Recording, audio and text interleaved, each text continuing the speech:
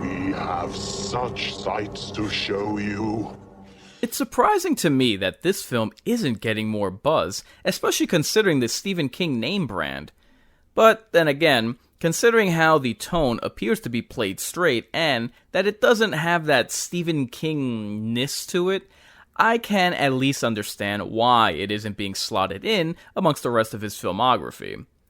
I'm not saying that every adaptation of his has a samey feel to it, but you gotta admit that between films like The Dark Tower, the Pet Sematary remake, and the Dr. Sleep sequel, there's something of an oddball quirk running through these movies that you can't take them seriously, and not just because of their unimpressive box office.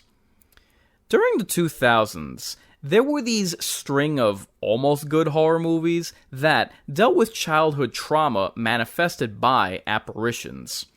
I'm talking the likes of They and Darkness Falls. Interestingly enough, they'd always reference night terrors. Kind of like how virtue-signaling women use buzzwords like mental health to appear humanitarian or something.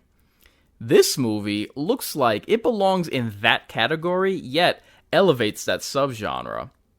Speaking of, normally when you get one of these factory standard horror romps, you can just rattle off every checkbox the studio can think of, not to package you an experience, but to sell you a product.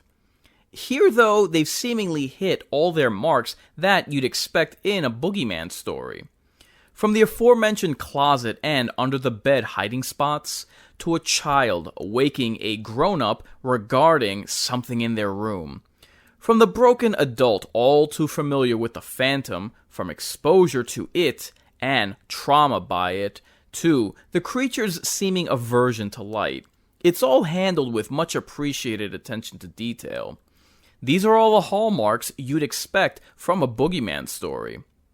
Who wants to place bets that they'll include a scene of someone accidentally pulling the bedsheets too high in their sleep, leaving their footsies exposed while this thing waits at the foot of the bed? Yeah, you know no matter how old you get, that still freaks you out and socks ain't gonna protect you. My hope for this movie is twofold. First, that they keep the mystique of the origins while building a lore. Now, they already released one TV spot called Origins Teaser, and it would make sense for the traumatized man who's dealt with a lifetime of distress to research what exactly was plaguing his life. What I'm referring to is over-explanation. I don't need to know this thing's life story like country of origin, height preference, or what its pronouns are. Was it worth it? Run. Run and tell those you will what you will.